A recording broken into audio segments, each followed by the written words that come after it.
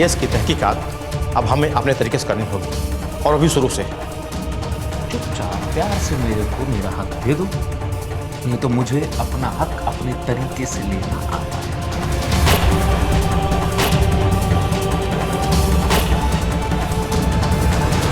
और इस तरह से उसने अपने छोटे भाई वीरेंद्र, उसकी पत्नी श्रावणी, दोनों की बेरहमी से हत्या कर दी और जेल चला गया। पर अचानक एक दिन सन 2003 में, यानी 6 साल बाद, अमरेंद्र जेल से छूटकर घर आ जाता है और फिर से हम सबके जीवन में आग लगा देता है। देखो बच्चों, बिजनेस में हमेशा ही अपने स्वभाव को बहुत नरम रखना पड़ता है। सामने वाली पार्टी के लोग तुम्हें उकसाने के लिए बहुत कोशिश करेंगे, तुम्हें बिगाड़ने के लिए अलग अलग रास्ते भी बताएंगे, मगर तुम्हें बिल्कुल भी भटकना नहीं है, बल्कि थोड़ा समय लेना है, अच्छे से सोच विचार करना है, और उसके बाद जो फैसला सही लगे वही लेना है। अपने पापा की तरह ही एक अच्छा, ईमानदार और सक्सेसफुल बिजनेसमैन बनना।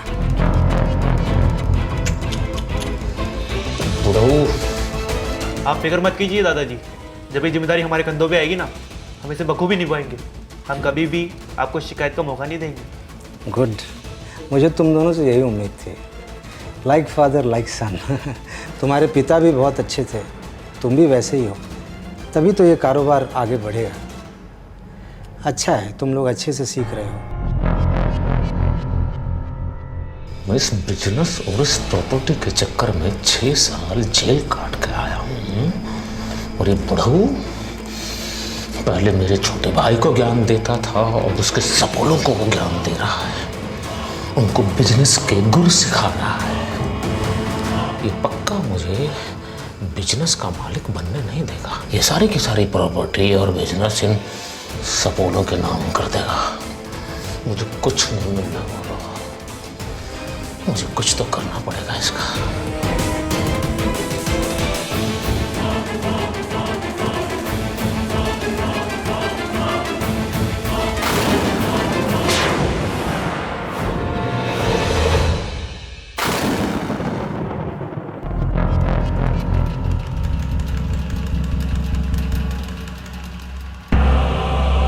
अच्छा बच्चों, अब तुम दोनों कॉलेज जाने के लिए रेडी हो जाओ, हम लोग शाम को मिलते हैं।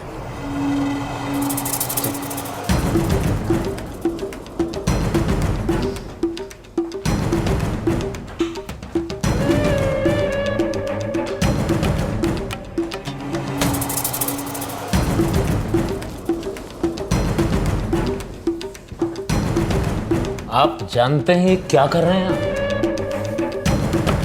अरे सुनिए। बहुत अच्छे से जानता हूँ। अच्छा, तो मैं भी आपका बेटा अमरेंद्र गुर्जर, आपका बड़ा बेटा, आपकी ही कसम खा के कहता हूं, जो कुछ आप करना चाहते हो ना, वो मैं बिल्कुल नहीं होने दूंगा। मैं अपनी प्रॉपर्टी, अपने बिजनेस में किसी को भी हिस्सेदार बनने नहीं दूंगा, ना अपने भाई को, ना उसके बेटों को। अमरेंद्र, खबरदार, जो तूने वीरेंद्र के बेटों के बारे में कुछ बुरा सोचा भी तो फिर मुझसे बुरा कोई ना होगा। चिल्लाइए मत। आपको क्या लगता है आपके चिल्लाने से, आपके डराने से, धमकाने से मैं अपना फैसला बदल लूंगा? ना पिताजी, ना। अगर आप ऐसा सोच रहे हैं ना, तो ये आपकी सबसे बड़ी भूल होगी। तुम ऐसा कुछ भी नहीं कर सकते हो अमरेंद्र। अरे तू तो एक फूटी कौड़ी के लायक है, जो खुद के अपने सगे छोटे भाई का खून कर सकता है, वो इस प्रॉपर्टी और बिजनेस को क्या संभालेगा? जो पाप तूने किए हैं ना, उसके लिए भगवान तुझे कभी नहीं। अरे मुझे नहीं चाहिए कोई माफी, माफी नहीं चाहिए। माफ माफ माफ। और क्या कह रहे हैं आप? मैं कुछ भी नहीं कर सकता, मैं कुछ नहीं कर सकता, ये आप कह रहे हैं? आपने तो पूरा का पूरा नजारा अपनी आंखों से देखा है ना, और फिर भी आप मुझ पे शक कर रहे हैं। दादी, आपका फायदा इसी में है कि चुपचाप पूरी की पूरी प्रॉपर्टी, पूरा का पूरा बिजनेस मेरे नाम कर दीजिए, नहीं तो मुझसे बुरा कोई होगा नहीं। अमरेंद्र, तुम्हें क्या लगता है मैं तुम्हारी धमकियों से डर जाऊंगा? अरे जाओ, तुम्हें जो करना हो कर लेना, मगर एक बात कान खोलकर ध्यान से सुन लो कि अगर वीरेंद्र के बच्चों को एक खरोंच भी आई तो तुम ये सोचने पर मजबूर हो जाओगे कि मैं तुम्हारा कितना खतरनाक बाप हूं। और आप तो ये जानते हैं कि आपका बड़ा बेटा कितना खतरनाक है, जानते हैं ना आप? तो एक बात ध्यान से सुन लीजिए आप, इस पूरी की पूरी प्रॉपर्टी का मालिक केवल और केवल मैं बनूंगा, किसी को हिस्सेदार नहीं बनाऊंगा मैं। पूरे के पूरे बिजनेस को चुपचाप मेरे नाम कर दीजिए, ठीक है? इसी में सबकी भलाई है। नहीं तो आप जानते हैं मैं कुछ भी कर सकता हूं, किसी भी हद तक जा सकता हूं, चाहे मुझे कुछ भी कुर्बान करना पड़े, चाहे आपकी कुर्बानी क्यों ना देनी पड़े, मैं दे दूंगा। ये ध्यान रखिएगा पिताजी।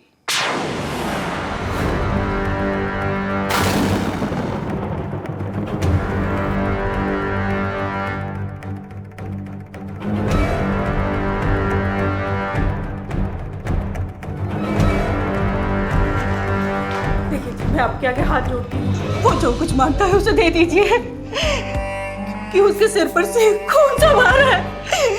आपने देखा ना, उसने मेरे बेटा और बहू को मार डाला।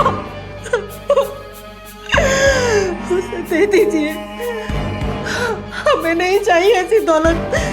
हम बच्चों को लेकर कहीं दूर चले जाएंगे, कहीं दूर चले जाएंगे। अरे कहीं और जाकर क्या करेंगे लक्ष्मी? क्या मैंने ये दिन देखने के लिए इतनी मेहनत करके ये अंपायर खड़ा किया कि मैं बुढ़ापे में इसे छोड़ के दर दर भटकूंगा? चलो मैं तुम्हारी बात मान भी लेता हूँ एक पल के लिए कि हम यहाँ से बहुत दूर बच्चों को लेकर चले जाएंगे, सब छोड़ छाड़ के। अगर हमें वहां भी कोई दूसरा अमरेंद्र मिल जाए इससे भी ज्यादा खूंखार, तो क्या करेंगे? वहां से भी सब छोड़ के चले जाएंगे? नहीं लक्ष्मी, मैं ऐसा नहीं कर सकता। मैं इसे सबक सिखा के रहूंगा। तुम चिंता मत करो, किसी को कुछ नहीं।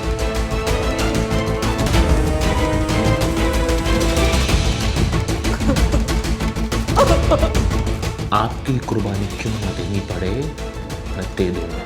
ये ध्यान रखिएगा पिताजी।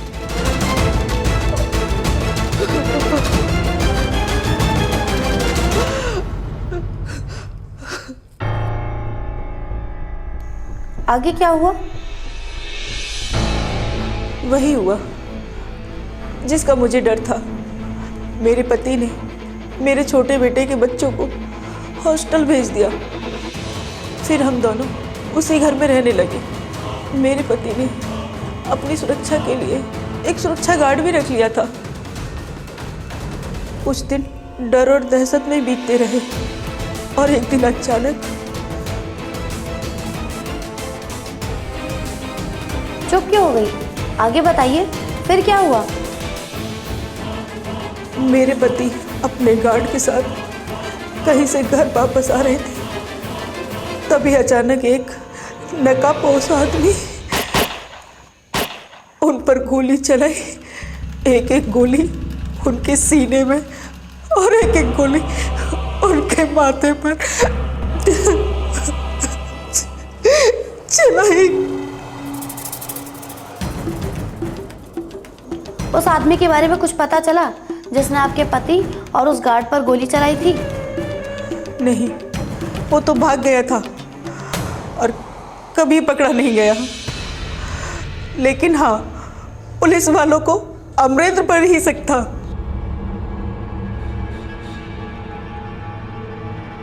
तो उन्होंने उसे अरेस्ट भी किया और पूछताछ भी की, पर वो नाकामयाब रहे और उससे कुछ उगलवा नहीं सके, क्योंकि उसने इस बार सारी तैयारी पहले से करके रखी थी। गवाह और सबूतों को दिखाते हो इस बार वो साफ साफ बच गया।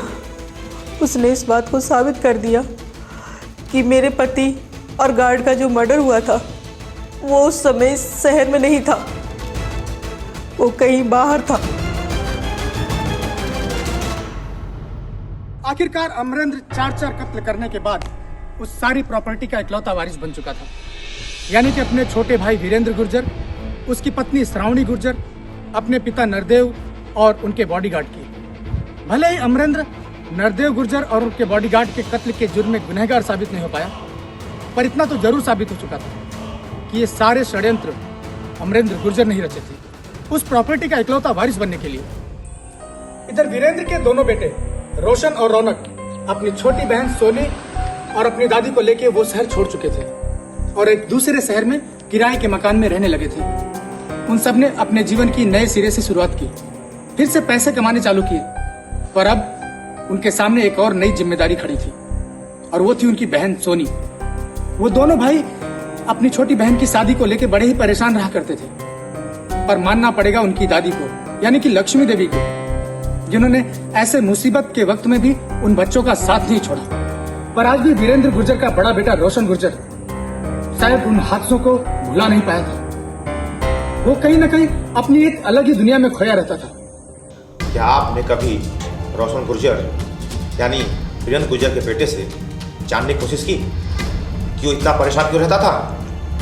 हाँ, और उसके जवाब होने वाले एक बड़े हादसे के संकेत देते थे। और लगभग हर साल हम दिवाली मनाने घर आते थे। उसका जवाब सुनने के बाद बार बार मैं उसे समझाती भी थी। हाँ नवल, इस बार कोई भी गड़बड़ नहीं होनी चाहिए। सारी तैयारी पहले से करके रखो। पैसे की चिंता मत करो, तो जितने पैसे चाहिए मिल जाएंगे, बस काम परफेक्ट होना चाहिए। अच्छा नवल, मैं तेको बाद में कॉल करता हूँ, लगता तो कोई आ गया है।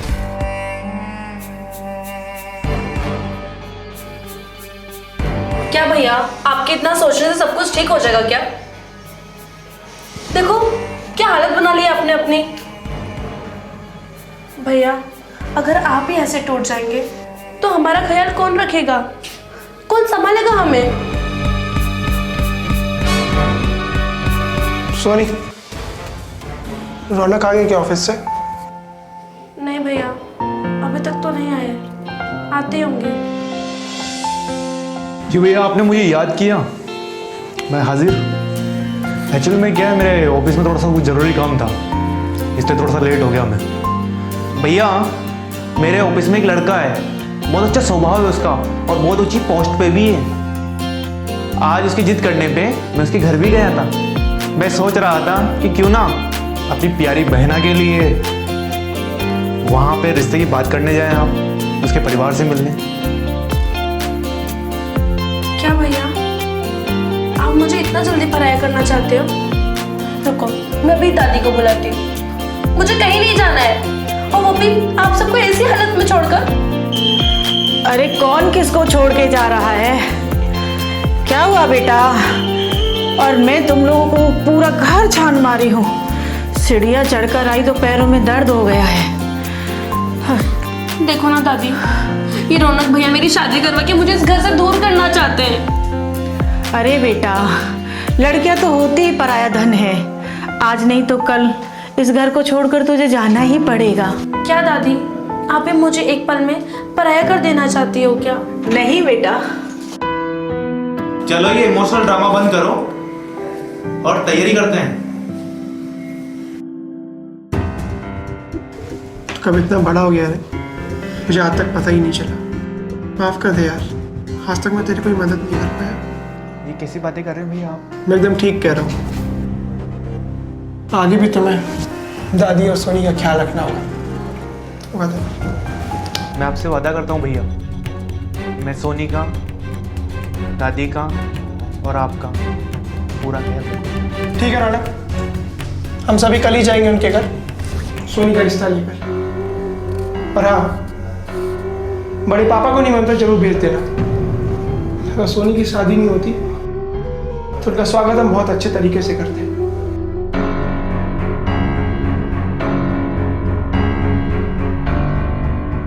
बेटा, बदले की आग में तो बड़े बड़े घर जलकर राख हो गए हैं।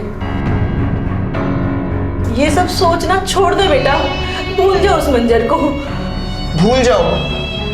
मैं भूल जाऊं दादी? मैं किसी कीमत पर भी नहीं भूल सकता। हाँ, सोनी की शादी की वजह से थोड़ा लेट ज़रूर हो सकता है, पर हाँ अभी दिवाली पे घर जाएंगे ना, बहुत ही ज़रूरी काम है और उसे मैं ज़रूर पूरा करूँगा।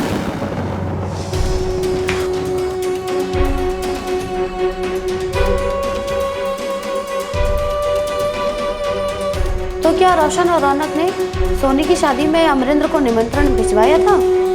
हाँ, भिजवाया था। उस शादी में वो शामिल भी हुआ था, पर अपनी मर्जी से नहीं। मुझे रिश्तेदारों से पता चला कि वो इस शादी में नहीं आना चाहता था, पर लोगों ने उसे समझाया कि सोनी भी तेरी बेटी जैसी है, उसने तेरा क्या बिगाड़ा है। तब जाकर वो शादी में शामिल तो हुआ था, पर उसने 1 रुपया भी खर्च नहीं किया था। फिर आगे क्या हुआ? और कुछ ही दिनों बाद दिवाली थी। हम लोग दिवाली मनाने के लिए घर गए और दिवाली मनाकर हम लोग अपने शहर लौट भी आए थे कि तभी हमें अमरेंद्र के परिवार की कत्ल की खबर मिली।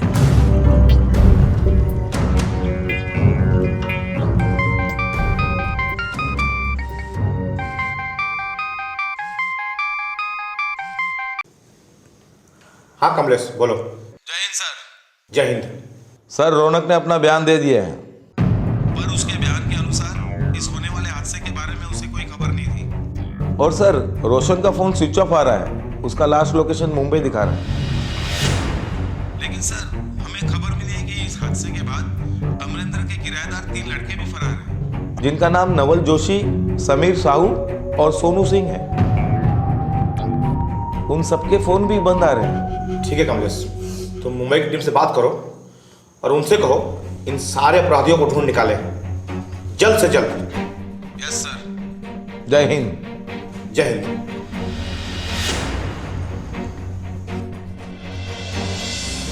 रोशन अभी भी फरार है। ये सारे कत्ल उसने किए हैं या नहीं किए, ये तो उसके पकड़े जाने के बाद उसके बयान से ही साबित होगा। पर कई सारी ऐसी बातें हैं जो इन दोनों केसेस को आपस में एक दूसरे से जोड़ती जरूर है। जैसे कि वीरेंद्र गुर्जर और उनकी पत्नी का जब कत्ल हुआ, कार्तिक मास के शुक्ल पक्ष की चतुर्थी थी, दिन मंगलवार था। जैसे उन्हें 1 गोली माथे पे और 1 गोली सीने पे मारी गई थी, 28 साल बाद ठीक उसी प्रकार से अमरेंद्र गुर्जर के परिवार का भी कत्ल हुआ। उन्हें भी कार्तिक मास के शुक्ल पक्ष की चतुर्थी को ही मारा गया, दिन मंगलवार था। उन्हें भी ठीक उसी प्रकार से 1-1 गोली माथे पे और 1-1 गोली सीने पे मारी गई। अगर कुछ अंतर था तो वो ये था कि अमरेंद्र गुर्जर के शरीर पे एक भी कपड़े नहीं थे। इस कहानी में आपने देखा कि दौलत और प्रॉपर्टी के लिए इंसान किस हद तक नीचे गिर सकता है। जिस दौलत और जिस प्रॉपर्टी के लिए आपस में एक दूसरे का खून बड़ी बेरहमी से बहाया गया, आज उसी दौलत और प्रॉपर्टी की देखरेख करने वाला कोई नहीं है। कितने दुख की बात है। दोस्तों, इसी के साथ मैं श्याम शर्मा आप सबसे विदा लेता हूँ। आप अपना और अपनों का ख्याल जरूर रखें। बहुत जल्द हम एक और नई घटना के साथ आपके सामने हाजिर होंगे। तब तक के लिए धन्यवाद। जय हिंद।